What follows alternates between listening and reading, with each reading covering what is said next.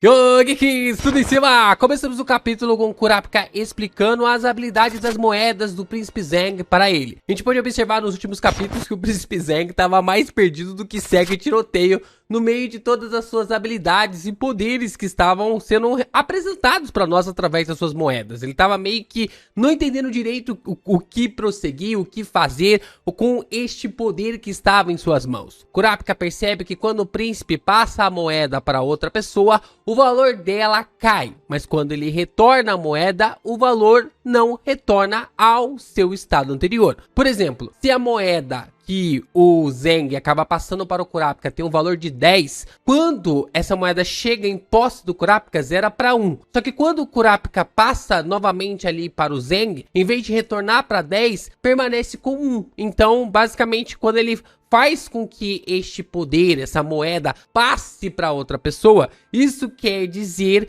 que a moeda acaba tendo ali o seu valor resetado, algo desse tipo. Dessa maneira, então, o Kurapika explica que a habilidade do príncipe é do tipo manipulação e que o portador da moeda, depois de um certo período, poderá usar o Nen também, chegando até mesmo a capacidade de ativar uma habilidade, o que coloca o Zheng realmente ali em uma situação bem apelona e que é comparativa também com a Morena. A Morena também tem essa capacidade e esse poder muito semelhante de fazer os seus aliados despertarem habilidades do Nen, conseguir realmente usar esses poderes relacionados ao Nen. A gente vai falar mais sobre esse capítulo logo depois da vinheta.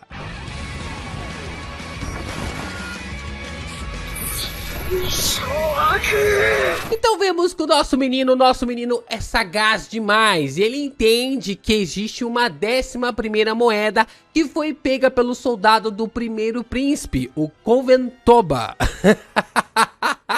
Cara, esse nome é o melhor que o outro, né? O nome ali dos soldados do primeiro príncipe são realmente sensacionais, né? A gente tem o Balsalmilco e agora tem o Conventoba. Eu acho que, cara, não tem outra explicação. O Togashi fez de propósito colocar esse nome aí de uma forma tremendamente ridícula. O Kurapika entende que a maioria das habilidades que tem a quantidade de dias como condição se ativaram no primeiro dia, e como se passaram já 11 dias dentro do Baleia Negra, é impossível não ter 11 moedas. Então, o Zheng tem sob o seu controle 10 moedas e existe uma 11ª que está desaparecida. Então, como o Conventoba consegue manipular o Nen, quando ele tem ali a capacidade de manipular o Nen, é claro que ele já estava atento ao que poderia acontecer. Então, o pensamento ali do Kurapika é realmente muito, mas muito preciso. O Zheng diz para o Kurapika ficar com sua moeda e ele aceita com prazer. Então, dessa forma,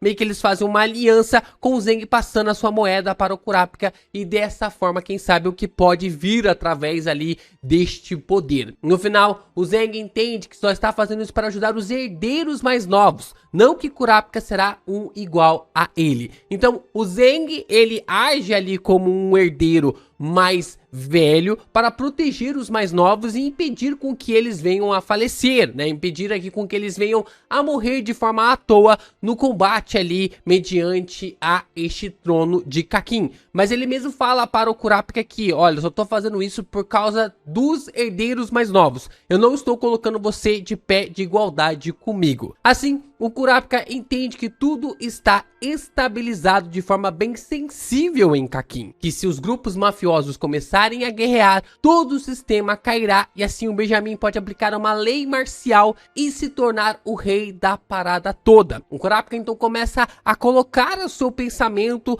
as suas ideias em ação mediante a entender o sistema político de Kakin, que as 3 famílias que comandam a máfia no país tende ali para ter um controle absoluto sobre essa estabilidade. Só que essa estabilidade, ela é muito frágil. Então, se a máfia começar a guerrear, é como se 3 exércitos começassem a lutar uns contra os outros. E dessa forma, iria acabar ali com o que se tem dentro, através da nação, mediante, é claro, através ali da Baleia Negra. E desta forma, o Benjamin iria assim aplicar uma lei marcial e impedir com que os demais príncipes pudessem realmente manifestar as suas formas, os seus desejos e assim ele se tornaria o rei de Kakin definitivamente. E é dessa maneira que o Kurapika entende que a situação deles é bem complicada, que por mais que ele pense em alguma forma, em algum jeito de sair dessa situação, ele entende que vai ser bem complicado de poder realmente se virar ali contra o Benjamin. E olha só, mais um capítulo cheio de texto de Hunter x Hunter, não que eu esteja reclamando, mas se você tá procurando uma light novel, agora sim, uma light novel pra você poder ler, não Hunter x Hunter, né? Hunter x Hunter também é incrivelmente maravilhoso, mas falando de light novel, você tem que haja luz pra você acompanhar e ler a minha light novel aqui no canal do Geek Brasil, juntamente com os inscritos que criaram alguns dos personagens. A gente fomentou uma história envolvendo a mitologias, a muitos contextos até mesmo que fazem referências a obras como Naruto, como One Piece, como Bleach e até mesmo algumas coisinhas de Hunter x Hunter. Ele não é tão maluco assim igual o Togashi, muito longe ali de ser algo parecido com o Togashi, mas a gente tenta brincar algumas coisas através ali da light novel. E se vocês ainda não acompanham, tem mais de 140 capítulos para vocês lerem com os links na descrição. Então vemos finalmente o Leorio ao lado ali da Chedley e Hawkenberg está com o pé na cova. A gente pode perceber que depois de mais de sei lá quantos capítulos, acho que 60 capítulos, quase 60 capítulos, o Leorio volta a aparecer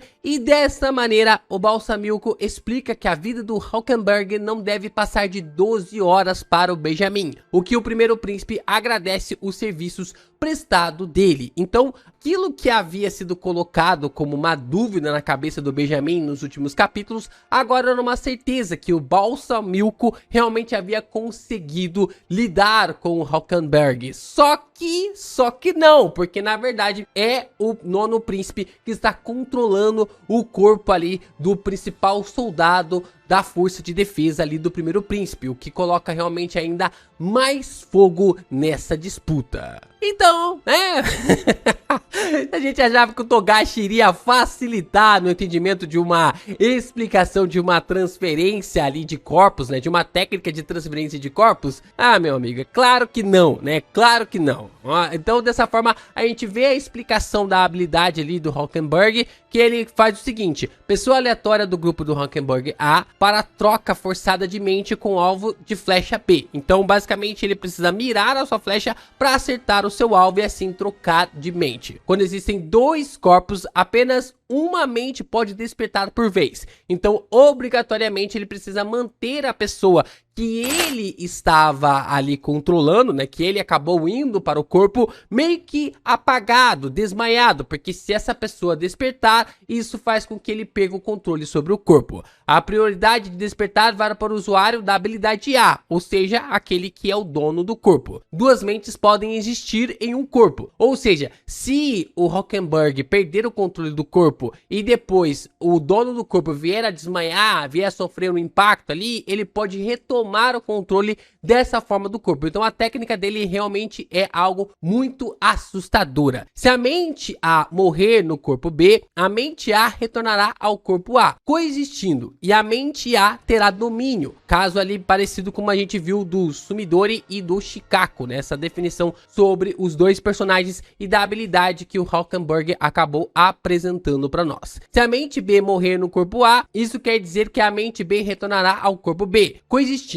e a mente B terá o domínio, caso o Hawkenberg ali e também o Balsamilko. Então a forma dessa definição sobre os personagens marca realmente ali sobre como o nono príncipe está realmente pensando e arriscando tudo para parar com essa disputa entre os herdeiros. E como eu falei, não dava para fazer uma troca simples de corpo comum.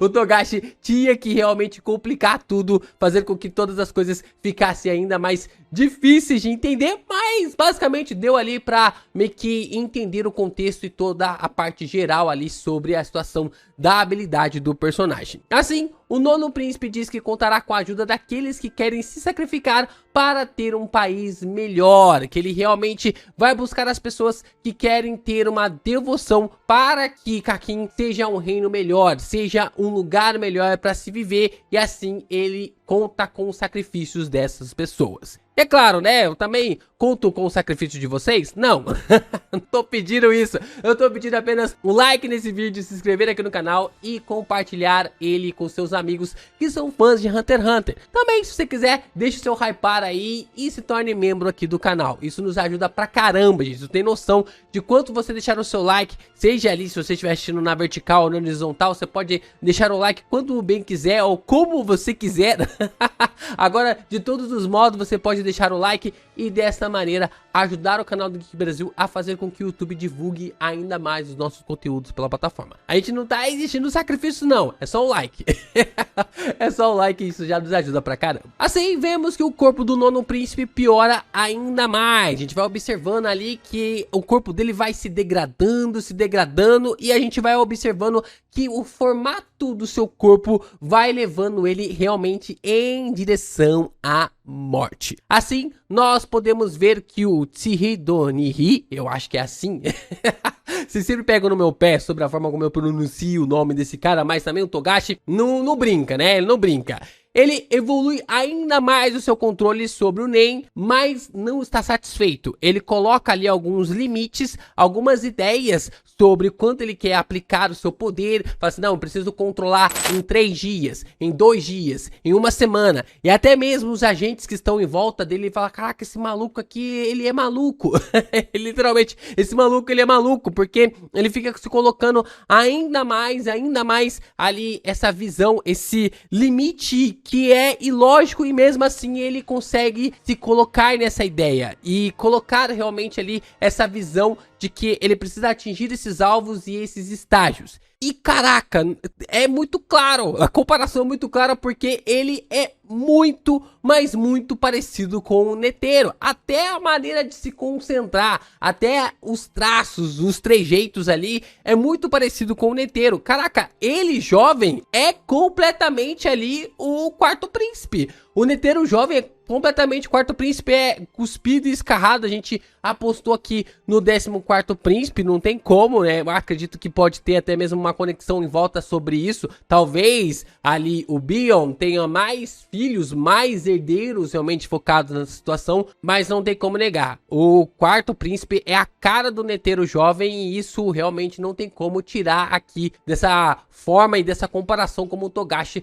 tá colocando diretamente para nós. Ter o Netero como vilão vai ser cruel nas próximas sagas ou até mesmo ali neste arco ainda dentro da Baleia Negra. Voltamos lá para o agrupamento do Kurapika e ele revela que no segundo dia de treinamento de Nen, um soldado da Camila aparecerá. E eles ficam discutindo por que ela se sentiu interessada no treinamento somente agora. A gente já teve uma sessão de treinamento de Nen anteriormente a essa, que alguns príncipes enviaram ali alguns soldados, outros não. Agora a gente está numa segunda sessão e através desse segundo dia, a Camila decidiu enviar ali um soldado dela para participar desse treinamento. Então, dessa maneira, eles ficam discutindo sobre o que vai acontecer, por que ela decidiu enviar somente agora. Então, levanta essas possibilidades ali para os próximos capítulos. Dessa maneira, o corpo, então, do Hulkenberg finalmente falece. Ele não consegue realmente sustentar ali essa performance e dessa maneira acaba falecendo. Balsamilko, então, acaba avisando o Benjamin que tudo terminou e ele lhe agradece, né? O Benjamin acaba lhe agradecendo,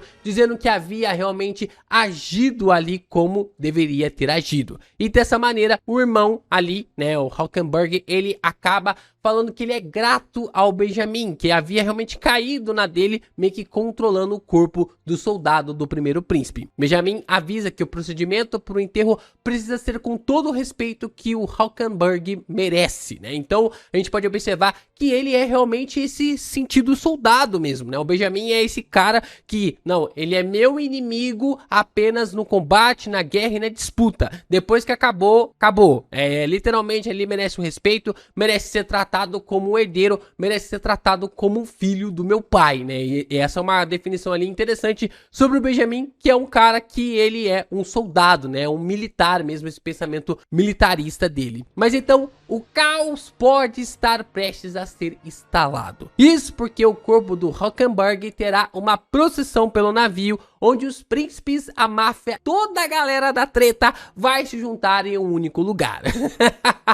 Definitivamente o Togashi tem a faca e o queijo na mão para fazer um caos absoluto nos próximos capítulos. E falando da galera da treta, as aranhas então finalmente aparecem e o Nobunaga quer testar algo por causa de alguma coisa que o Reirin acabou fazendo. Essa maneira ali que o Nobunaga ele percebe sobre as ideias do Reirin, né, a forma como o personagem conseguiu ter ali uma concepção bem interessante, e eu gostei pra caramba, aquela leva dos últimos 10 capítulos, eu gostei pra caramba da interação entre o Nobunaga e também o Reirin. Quem sabe aí, depois de toda essa treta, o Reirin não se junta ali às aranhas, depois aí de toda essa construção que estamos vendo no navio do Baleia Negra. Assim, nós podemos ver que eles vão ganhar um bom tempo por causa do rastreador que o Reirin acabou deixando no esconderijo dos Rayleigh. E isso vai fazer com que eles consigam encontrar o esconderijo da Morena e finalmente dar cabo em todos ali. Não vai ser algo nada fácil, eu acredito que não vai ser nada fácil ali para conseguir acabar com eles, mas nós estamos falando das aranhas, né? Então definitivamente alguma coisa muito cruel pode rolar aí com esse agrupamento. Bom, coisa boa não vai sair dessa procissão, né? A gente pode ter certeza que coisa boa não vai sair deste lugar. Vai estar todo mundo reunido no mesmo lugar, os herdeiros, os mafiosos, as aranhas, o Hisoka, os caçadores contratados, todo mundo vai estar ali nesse mesmo balaio, e o que pode gerar uma guerra total dentro do Baleia Negra. Se tem um momento pro Togashi fazer um caos absoluto e reduzir essa saga, este momento é agora. Se a procissão relacionada ali ao corpo do Hulkenberg for suficiente para conduzir todo mundo para o mesmo território, cara, vai ser uma loucura total. E eu fico pensando o que o Chrollo pode fazer com a sua habilidade no meio de toda essa galera, né? Vai ser o caos absoluto mediante ao seu poder. Então, se o Togashi quiser reduzir essa saga, fazer diretamente a gente chegar lá no continente negro e no meio de toda essa confusão virar um caos total, eu acho que tem essa grande ideia para fazer. A não ser que ele realmente esteja pensando ali numa construção mais devagar, dia após dia, até eles chegarem no continente negro, porque eu acredito que ainda falta mais alguns dias para que eles possam chegar ao continente, entre aspas, desconhecidos. 4 príncipes já foram, quem será próximo? Deixa aqui nos comentários.